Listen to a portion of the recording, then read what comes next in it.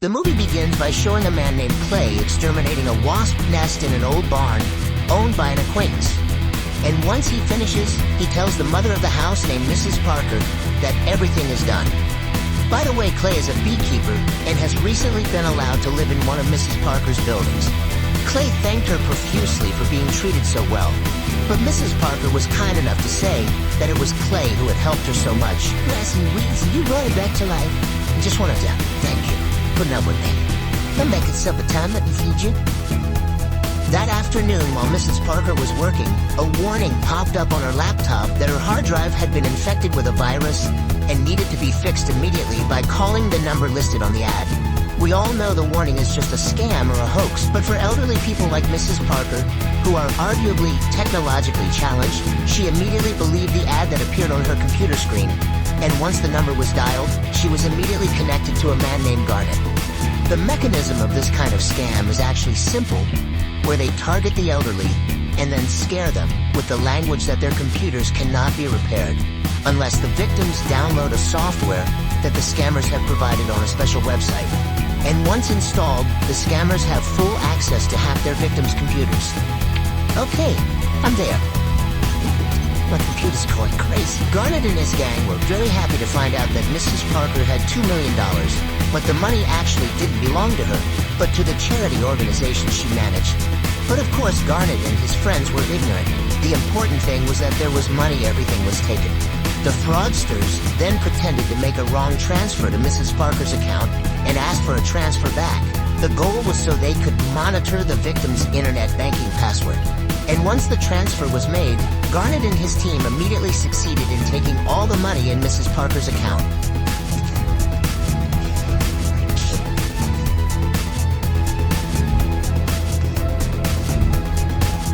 Clay himself has been busy harvesting honey from his farm since noon. He planned to give the harvest to Mrs. Parker as a thank you. But that night when Clay came to Mrs. Parker's house, a fire alarm had sounded. Because he was worried that his house had been entered by a robber, Clay took a knife in the kitchen just in case. But as soon as he entered the living room, he found Mrs. Parker, who had died by suicide. At the same time, Mrs. Parker's daughter named Verona, who happened to be an FBI member, suddenly pointed a gun at him and thought that Clay was the criminal who had killed his mother. So sorry. Preston only hurt me. Suicide.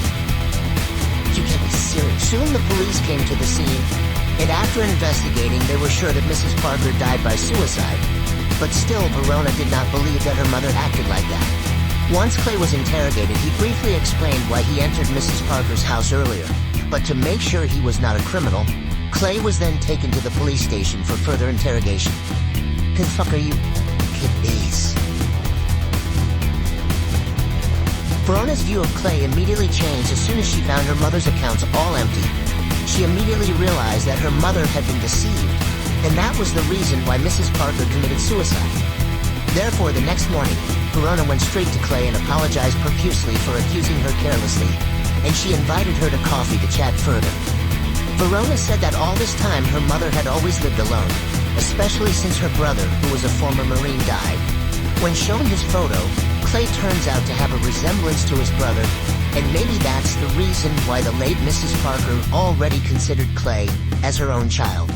He also told Clay that last night he discovered the fact that his mother had been deceived, and all the money stolen was charity money that his mother managed. As a member of the FBI, Verona had asked his friend to find out the location of the fraudsters, but even the FBI could not find it, and even if it was found, the average fraudster company like that always escapes the law. Stealing from an elderly person is as bad as stealing from a job. And so help me God, I'm gonna get these motherfuckers. I need to take care of the hive. Clay then unpacked one of his beehive boxes and took a package containing a special cell phone to call his acquaintance. He asked for help so that his friend would find out where the location of the people who had cheated Mrs. Parker. And quite a few hours later, his friend managed to get the desired info. But wait a minute, who were they that the FBI class was unable to find the fraudsters earlier? Why Clay's acquaintance could do it in an instant. She found it. Sure. Long story short, as soon as he knew the location of the fraudsters, Clay went straight there with 2 jerry cans of oil. And when asked by the guards there what Clay wanted to do, he casually said he wanted to burn down their entire building. At first they thought Clay was just joking until suddenly Clay hit them. It's gonna be a fire. Okay. Once upstairs, Clay then told the fraudsters to follow his words that from now on, they all had to stop stealing. But of course, what Clay said was laughed at by them. And because of that, he beat one of the employees who laughed at him. Beat off to me.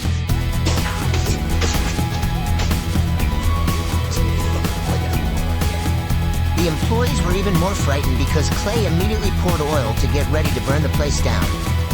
Garnet and some of her bodyguards soon appeared and thought Clay was a madman. Not to mention, when asked who he was, Clay only mentioned that he was a beekeeper. Because Garnet was annoyed, he ordered his 5 security guards to beat Clay, but they were all killed in an instant.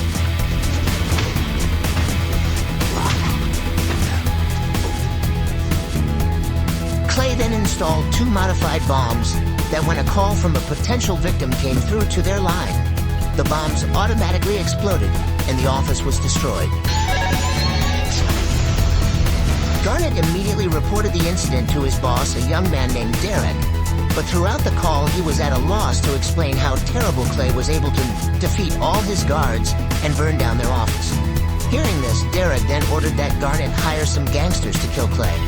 At the same time, shortly thereafter, Verona and members of the FBI came to the scene. The building explosion was considered an extraordinary event, not to mention they all failed to find out who the culprit was.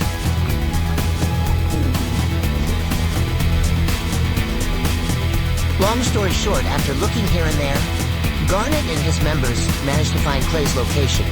And when he entered his warehouse, the gangsters destroyed the entire bee cage that Clay had taken care of. Which then, after that, they went inside to take revenge. Without further ado, they repeatedly fired their weapons brutally and thought Clay was dead. But instead, Clay managed to kill the gangsters one by one while they were scattering until finally Garnet was left alone.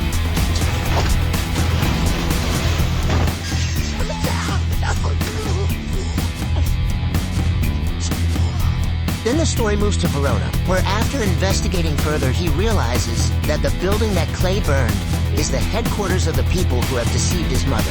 And in the midst of interrogation, he is suddenly informed that the warehouse next to his mother's house has also just caught fire. Once there, they find several charred bodies, and upon identification, it turns out that one of them is still a Garnet employee. Here, Verona and her friend realize that the characteristics of the perpetrator that people mention are exactly like Clay. Especially when they hear that the culprit said he was a beekeeper. Garnet herself, when in the middle of the road, did not stop crying due to the loss of several fingers, and she returned to inform Derek that their actions ended fatally. Derek was increasingly curious who the person who dared to destroy one of his businesses, and Garnet said that he knew Clay was just a beekeeper. And in the middle of the conversation, Clay suddenly reappeared. Without saying words, Garnet was then tied using a rope connected to Clay's car, and the car was immediately thrown into the lake. Clay then continued Derek's call and promised to kill him. Hearing this, Derek panicked and asked for help from one of the commissioners in his company named Wallace, who happened to be a former CIA director. Seeing the number of victims who have died, plus the culprit just said he was a beekeeper, makes Wallace scared. He said if it was true that Clay was the beekeeper, then Derek's life could no longer be saved. Hearing that Derek is increasingly confused about who Clay really is, and what is the beekeeper, which will be answered in the middle of the movie. You disturbed the beekeeper. Oh, there's nothing I could do or anybody else to stop it. You're scared? Yeah, right, I'm scared. It's not just Derek who is trying to find out who Clay is. Verona and her friend are also trying to do the same thing. But her friend says Clay seems to be flying under the radar all this time. The FBI could not find any info related to his past, as if it was deliberately hidden. Shortly thereafter, the two of them got info again, that Garnet's body was found in the river, and made them even more convinced that Clay was not an arbitrary person who had been printed or Adam Clay doesn't exist. Check this out. Actually, Wallace didn't want to fight Clay, but because Mother Derek called him personally, he was forced to do his best to save his son. By the way, Mother Derek is someone very powerful, but we have not been told what her position is. In short, Wallace then called Director CIA at this time, and asked for help to find out if it was true that Clay was a member of the Beekeeper. Hearing Hearing the word, the beekeeper made director Sia immediately break out in a cold sweat. In a few hours later, the director called back to say that Clay was indeed a member of the beekeeper, but had retired. To help Wallace solve this problem, they immediately sent other members of the beekeeper to kill Clay. And that night when Clay was stopping for gas, he was suddenly visited by the beekeeper.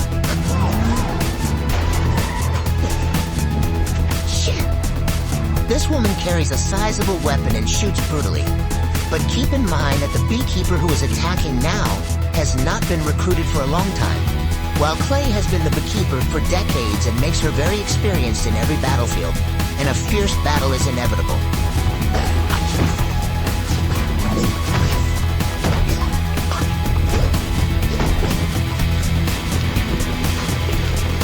Before leaving the location, Clay cut off the beekeeper's finger. On the other hand, Wallace was soon told that the beekeeper they sent had been killed by Clay, and CIA chose not to want to interfere further. Of course, it made Wallace even more frightened. The next day to defeat Clay, Wallace then hired a private security mainstay containing America's former best special forces. But before starting the action, Wallace told him that there was a program that had been kept secret by the state. Even he only found out when he became director of the CIA, and the program was called the Beekeeper. Wallace said the Beekeeper's function is only one, namely to maintain the stability of the system that has been built, which is likened to a beehive. If there are bees trying to damage the system, then the Beekeeper restores the situation as it should, and the Beekeeper troops are given the authority to judge which ones they should execute and which ones they should let live. Wallace also said that even though they numbered dozens of people, they would not necessarily be able to win against Clay, who was alone. There are programs even I wasn't prepared to act on their own judgment. You are, in other words. But at the same time, Verona came to the location of Clay's battle last night, and there were many interesting things they found at the location, one of which was the body of the beekeeper, whose identity was unknown. And they also began to read where Clay was really going. From there, they were both summoned to face one of the FBI officials. Verona then explained the results of his investigation, in which Clay was believed to be coming to the headquarters of the fraudsters he had burned yesterday. Clay plans to burn down his main server. Therefore, to catch Clay, Verona asked the FBI to send a SWAT team to the location, and we believe that this is his next target. That shouldn't be a problem. Thank you. Meanwhile, Clay is currently stopping by the Beekeeper's headquarters. The finger he cut off earlier turned out to serve as access to it. Inside the headquarters, there are various kinds of weapons and special computers that Clay uses to locate the headquarters of the fraudsters, currently located in Boston. Long story short, the place that Clay wants to destroy is currently surrounded by a combined force of the FBI plus private security that Wallace has hired. After arguing, they divided the task where the SWAT team guarded below, while Wallace's troops guarded above. Well, in a situation like this, you might think Clay would infiltrate from the back door and so on. But it turns out he entered directly from the front door. He suddenly infiltrated among the SWAT team, who were discussing how to catch himself. Detain this guy.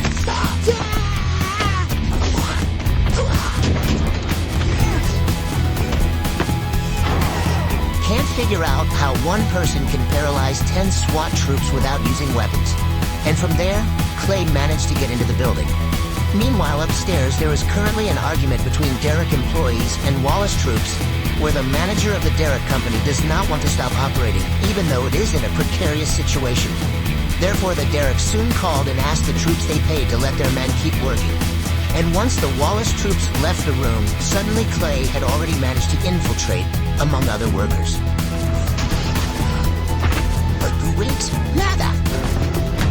Clay's presence was soon realized by the special forces.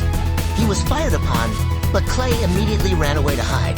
The number of enemies is fairly large, making Clay have to find a way to finish them off at once. And in this scene, we are again shown that a class of former special forces is no match for him. Quickly, Clay managed to defeat the leader of the troops that Wallace sent.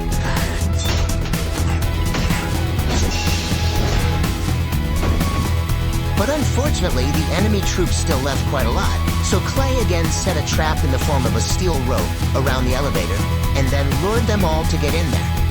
Once the enemy was lured, they all tried to shoot Clay simultaneously, but the elevator turned out to have been fitted with a bomb.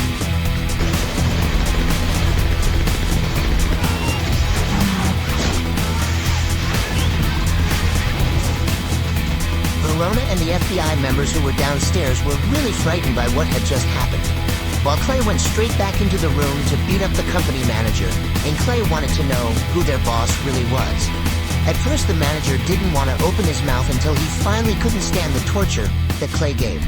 But the manager said that even if Clay knew, he guaranteed that he wouldn't dare to attack Derek, because it turned out that Derek was also not a random child. Nobody's untouchable. Verona had caught Clay upstairs and she asked him to surrender. But before running away, Clay said that the people he was going to punish could not be tried through the court table, so he had to destroy them all with his own hands. What? Holy shit. Because his team lost Wallace, then said the only way to protect Derek now is to hide behind his mother's power, because Derek's mother turned out to be the President of America. Verona and her friend have also realized that Derek is the next target, so she tells the head of the FBI to be on guard, because the president's family's in danger. But Verona's investigation did not end there. She also managed to uncover the rottenness of the Derek company, whose profits so far turned out to be used by Derek's mother to campaign. It is possible that the president could also be killed by Clay for enjoying illicit money. Strike at the heart of the problem, President Danforth, sir. The next day, the president's residence was seen filled with armed troops. They had anticipated Clay's arrival. According to Wallace, the president's guard and even others were not enough to defeat him. So he also hired a hitman named Lazarus, and he was quite famous for killing one of the beekeepers, even though he said it happened because he was lucky. Had your business out of, huh? I'm fucking lucky. You guys tell me what's going on, boys. Clay himself is currently breaking in through the sewerage line. So at the end of the tunnel, he managed to get out right under the car that was being stopped for inspection.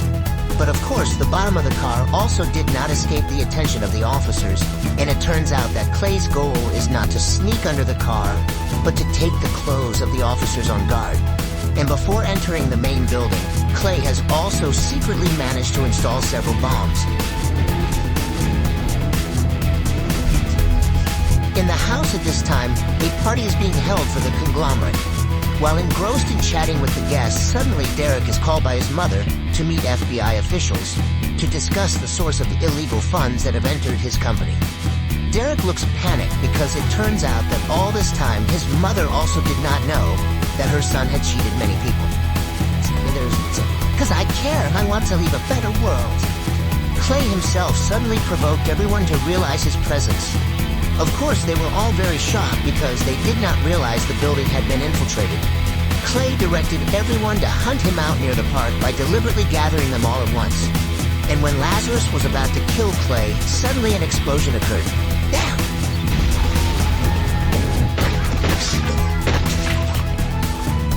Once again, Clay managed to escape very easily. From there, he headed to the room where Derek and his mother were hiding. But of course, it would not be easy because the path was filled with joint forces. But Clay wiped out all his enemies as if the number of enemies in the dozens was not a problem.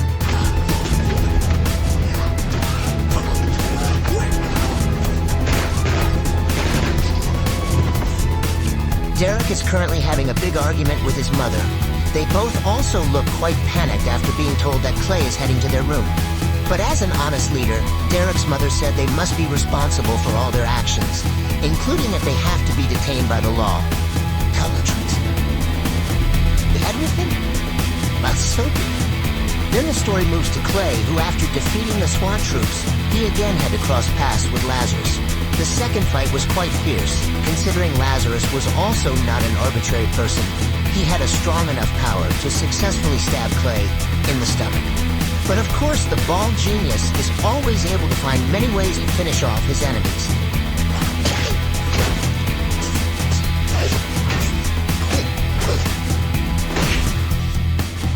Before entering the room where Derek was hiding, Clay was confronted by Wallace, who happened to know each other in the past. He tried to stop Clay, but Clay said this was not just a matter of a destroyed system, but more personal because Derek had killed people who were valuable to him. Before the door was broken down, Derek, who was angry because he was not defended by his own mother, chose to kill the FBI officer who tried to hold him. And at the same time when Clay managed to enter, Derek even made his mother a living shield.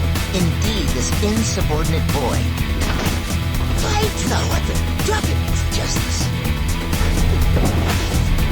After successfully killing Derek, Clay immediately escaped by jumping out of the window. Actually, Verona could have opened fire from the start, but she realized that only Clay could realize justice for her mother, indirectly thanking her for her services. From there, Clay then went straight to the beach where he had stored various diving equipment, and from then on, Clay disappeared from the surface.